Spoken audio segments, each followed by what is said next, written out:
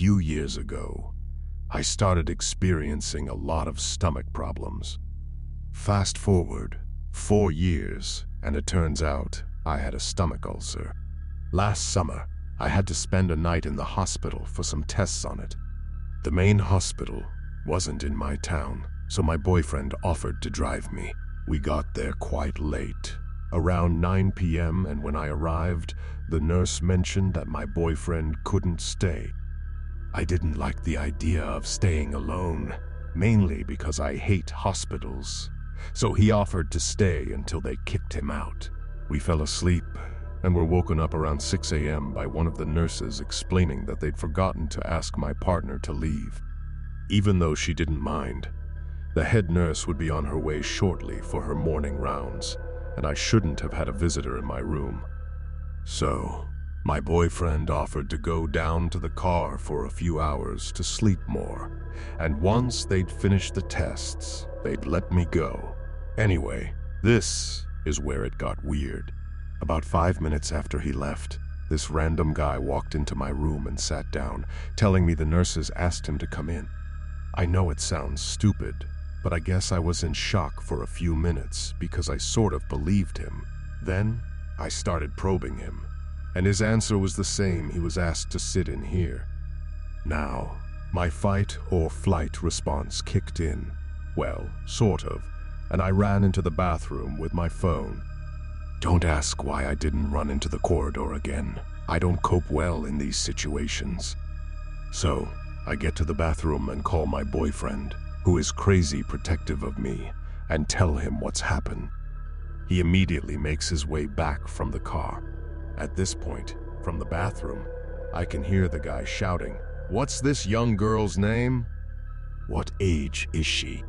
I don't know who he's shouting to, because no one is answering him. Thankfully, I could hear my boyfriend coming back into the room and asking the guy who he was. This must have startled him because he ran off down the hall. When I came out of the bathroom, I noticed my boyfriend had a horrified look on his face. What I should have also mentioned is that I wear contacts but had taken them out before falling asleep. So, between not having full sight and in my panic, I'd missed that the man's hands, feet, and clothes had blood on them. He'd left a trail of blood across the floor, the wall, and onto the chair he was sitting on. At this point, I went down the hall to the nurse's station, still a little in shock, and explained what happened. Right away, someone came up to clean the mess, but again, they asked my boyfriend to leave. Something he wasn't exactly happy about. The nurses were trying to keep me calm as they tried to make light of it, but I knew something wasn't right. At this stage, I realized the guy was keeping a close eye on my room, because every time my boyfriend left, he came in right away. It doesn't bear thinking about what would have happened if the nurses had kicked him out in the middle of the night. A while ago, I got a job at a small hospital just out of town. I was excited because it was my first job offer since my schooling.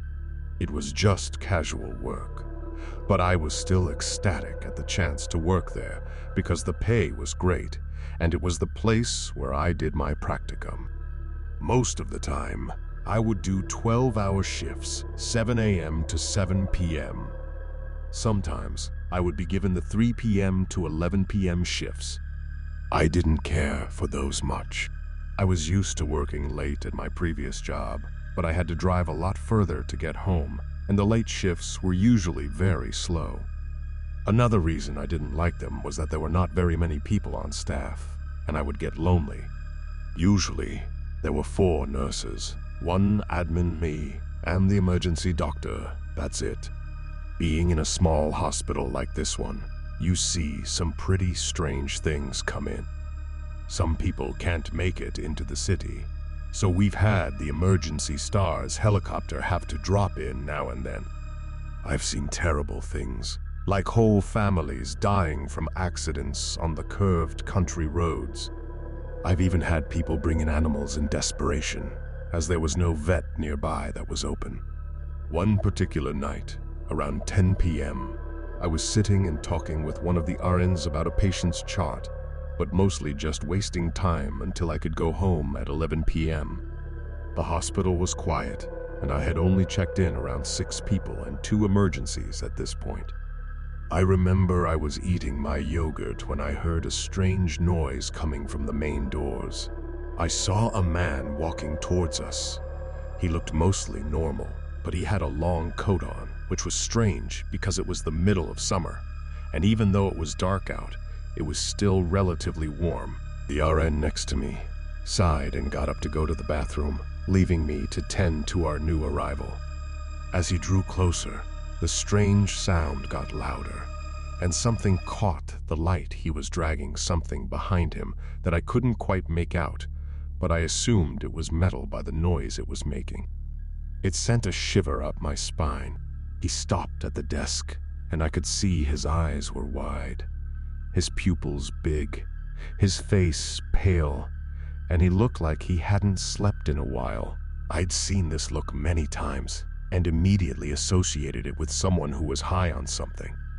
He leaned on the desk, ran his fingers through his hair, pulled at it, and ground his teeth.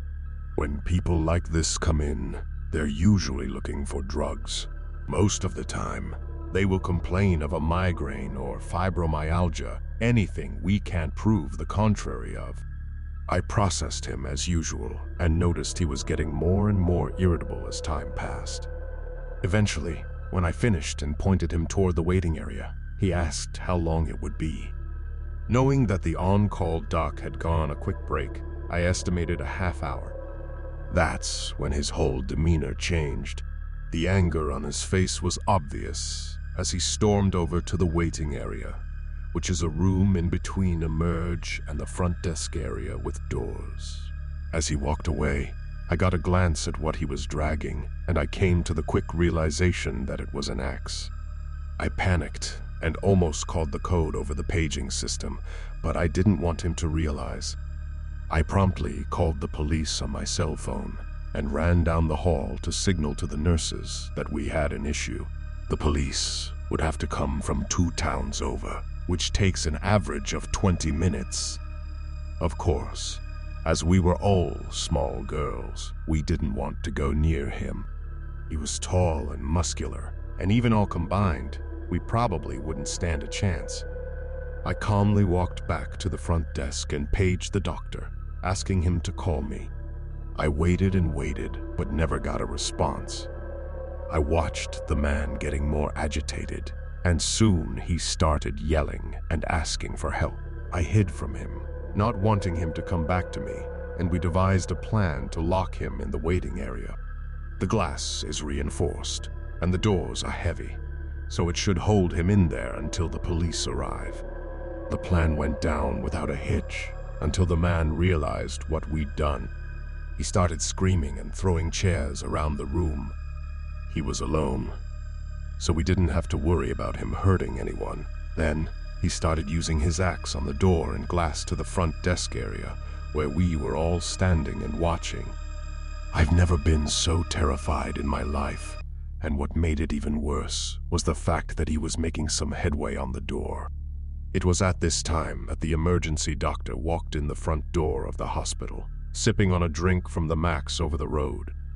He saw us all huddled behind the desk and quickly took charge of the situation.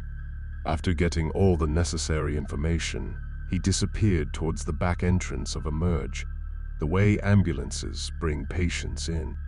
He unlocked the door of the waiting room and tackled the man to the floor when he wasn't looking, then proceeded to tie him up with cable ties. He sat on his back until the cops arrived. I was so thankful for having the young, physically fit doc with us on that night. I bought him coffee every time our schedules crossed as a thank you. But I don't think it would ever be enough, as this was the second incident that went down for me as I worked a late shift. I decided to never work late shifts again. I'm now a Monday to Friday 9-5 worker, much safer that way. I was in a hospital for about 10 days, suffering from a kidney infection.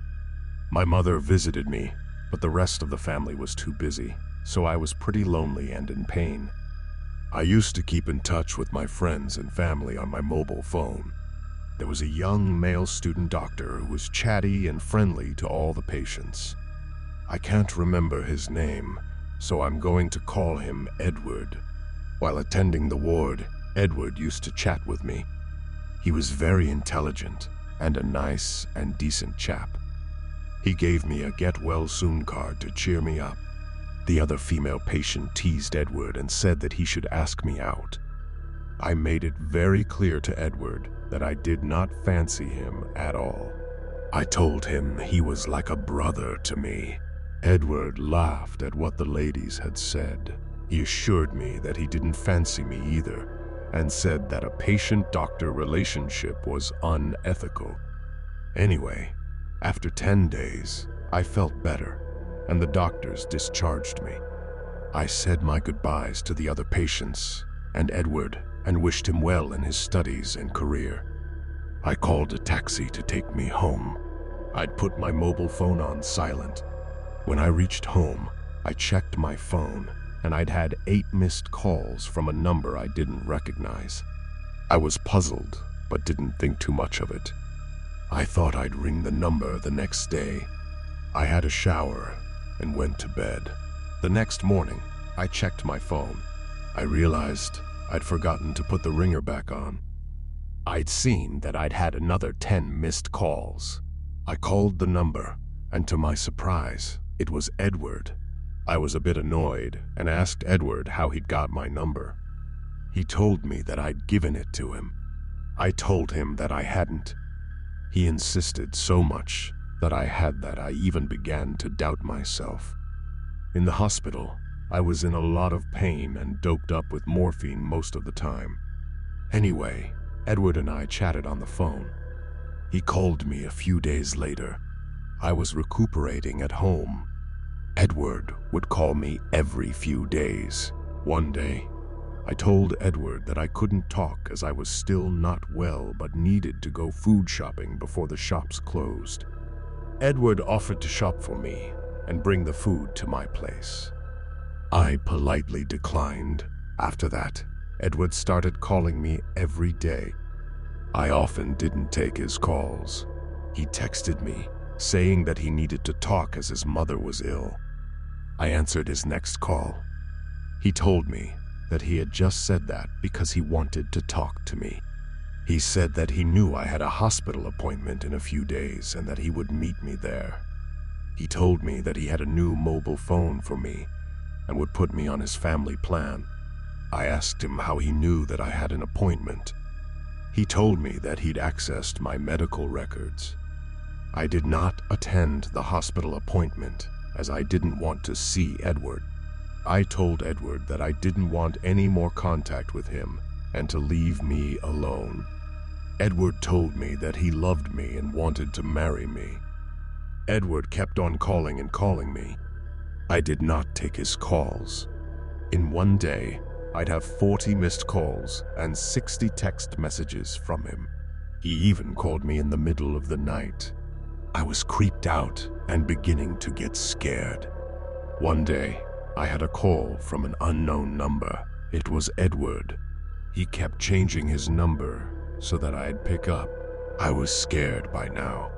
I told the police, but they said there was nothing they could do as he was not threatening me, etc.